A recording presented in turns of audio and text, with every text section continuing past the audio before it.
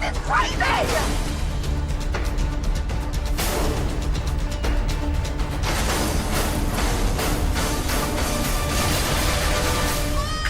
Hey, buddy.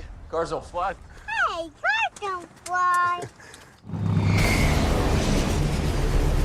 The audience has seen just about everything with all of our fast films, so we really kind of brainstorm amongst all of us to try and figure out what we can do that's different and interesting that will wow the audience. So we sit down and talk about it and go, how are we going to top the next one? The very first stunt sequence that I designed was our heroes parachuting out of the back of a plane in their cars, and at the very last minute, break their parachute and fan rescue this particular character.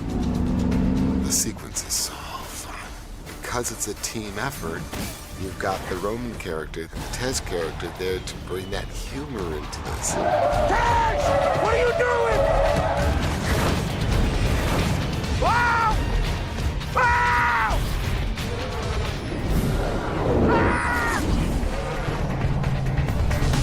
It's pretty cool. Day one, when Sparrow and I were called in to do second unit, they were discussing cars coming out of a C-130. What they didn't really realize was there were so many factors that are more complicated than probably any other sequence I've shot. So we definitely want to be low enough to see the chute opening in front of us. Right on. A number of people came up and said, well, people have thrown cars out of a C-130 before. So we knew it could be done. But how do you get cars coming out of an airplane that you can't control completely? Oh my God, look at that. And have helicopters and crew and people down below and be 3 feet away from them and shoot them and do it exciting and safely. And so that was the R&D part of it, trying to figure out how to get all these cars out of the C-130 together with guys in the air with it and make them drop flat.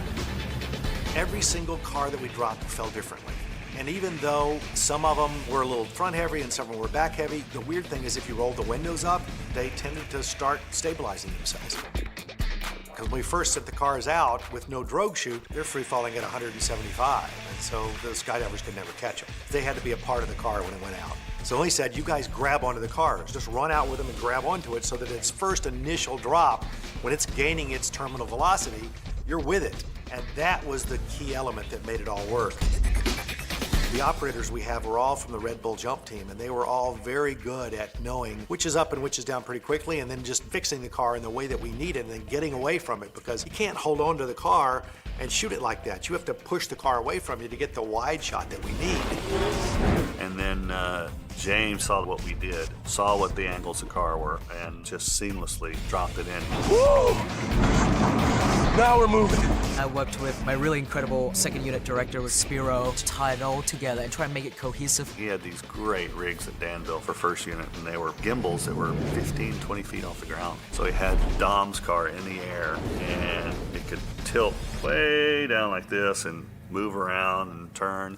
And they started with the camera car 200 yards away and flying in at speed as this car is starting to drop like this and comes around, goes around it, and this car is turning like this, and you come all the way in and you're in on vent. And it cuts so great with the footage we have. The gimbal work is amazing. I was so jealous of Tyrese being in that rig. Let's make a movie, people. It's just like riding in a roller coaster backwards. I mean, who wants to do that? Okay, now I'm nervous. I wanted to be tumbled about like I'm inside of a washing machine. Oh, again? Oh! I thought it was the coolest thing ever.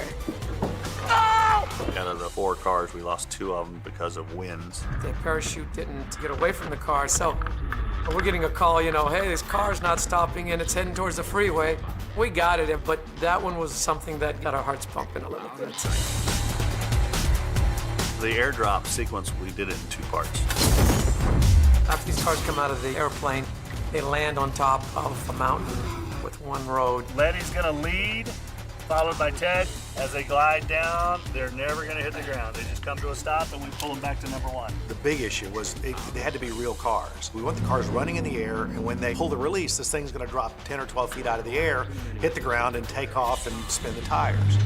So Dan Sudik, our effects coordinator, came up with this trolley idea where he starts one crane very, very high up in the air, and then we pull the car all the way to the very top, which is almost 180, 200 feet up. And I was the first one to test it. So he trips the cable, I start gaining speed coming down this trolley, and as it bows out, then he trips the second one and it drops 12 feet and hits the ground, and I gas it up when we go through.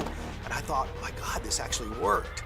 He designed the Slide for Life for 4 of our Hero cars, and huge cranes that we had to put in at Pikes Peak and slide these cars down, and then we'd release them, bounces one time, and they'd hit the road and go.